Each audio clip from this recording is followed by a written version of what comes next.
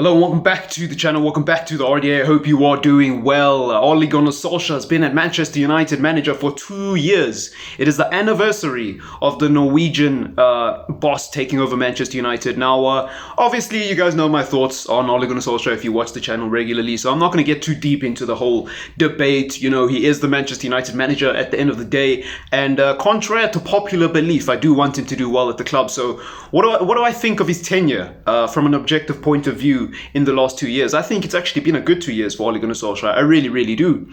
And a lot of people will be like, what the hell? You think Ole Gunnar Solskjaer's done a good job? Then why are you Ole out? Because my expectations of Ole Gunnar Solskjaer and what I expected him to come and do at Manchester United have all been fulfilled. The boxes have all been ticked. When Ole Gunnar Solskjaer signed as manager, I was not very happy because I thought, why the hell are we signing an interim? But then, as time progressed, even though things got really, really bad, in my head I was like, you know what? If Manchester United needs a rebuild, the best possible thing in the situation is probably to have an ex-club legend who understands the culture of the club, who understands what the sort of the core philosophies were around the time that Sir Alex Ferguson was at the club, and all of the things that made us such a successful team behind the scenes that most managers don't see looking in, right? I thought he could be that guy who could A, get rid of the deadwood, B, restore the culture, C, restore the morale of the team, and he's done all of those things. Now, do I think he could be the guy to win trophies? Do I think he could be the guy to get us to play attractive football that's also sustainable in terms of winning stuff? No, I don't. And I still don't believe that.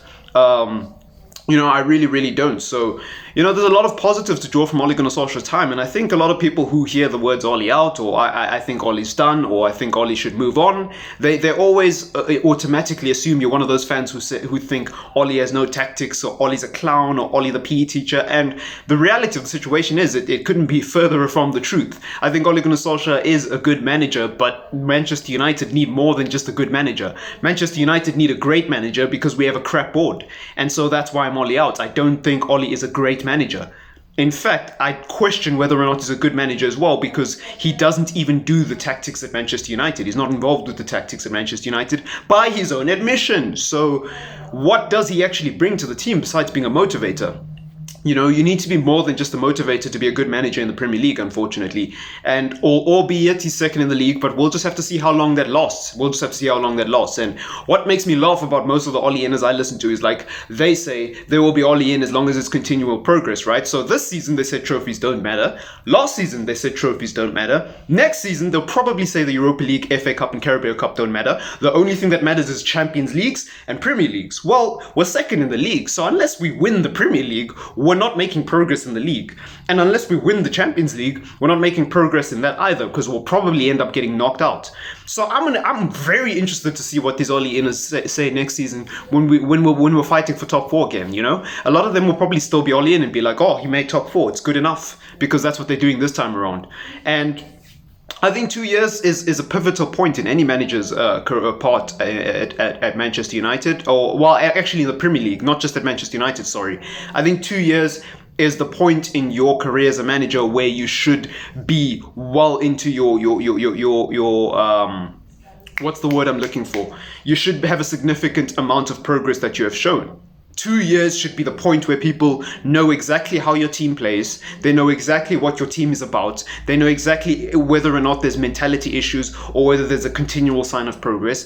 2 years is when people are able to look at a manager and go, okay, yeah, he's going to survive in the Premier League. Like legit, you can look at any team in the Premier League and be like, okay, after 2 years, we know what's going to happen. The only two clubs where you don't know what's going to happen is Arsenal and Manchester United, because they have double standards, bruv. If you played for the club, you get leeway. If you didn't play for the club and you're Emery or you're Jose, as soon as you drop out of the top 4, you're getting sacked, brother. You're getting out of here, brother. And it's sad. It's sad. It really is sad to see that some people get preferential treatment just because of their affiliations with an organization, especially in the context of Manchester United, because it then means that the thing that's the most important, which should be the success on the football pitch, is not the most important thing. It's how many buddies can we get on the board, and how many buddies can we get in the executive positions so that we don't have to overpay people who know what they're actually doing.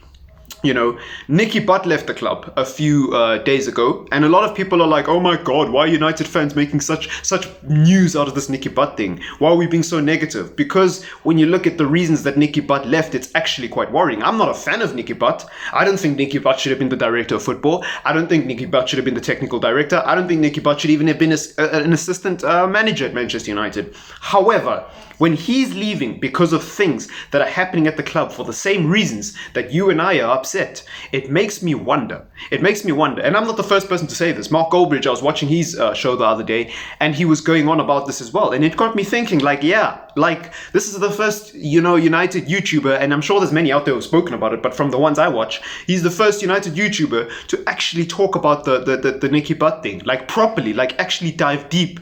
You know what I mean? It's very, very shady, and people aren't making news out of nothing.